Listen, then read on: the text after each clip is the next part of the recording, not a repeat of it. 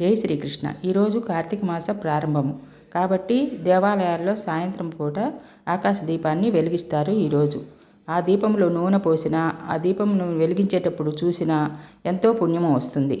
ఈ దీపాన్ని వెలిగించేటప్పుడు త్రయంబకాయ నమః, ఓం దామోదరాయ నమః అంటూ మనము అనుకుంటూ దీపం వెలిగించాలి.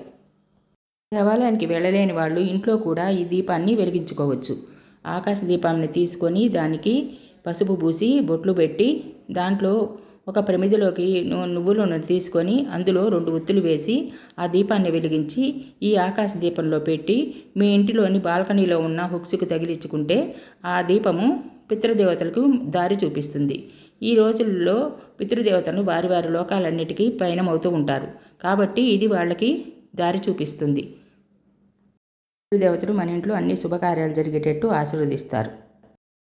జై శ్రీరామ్.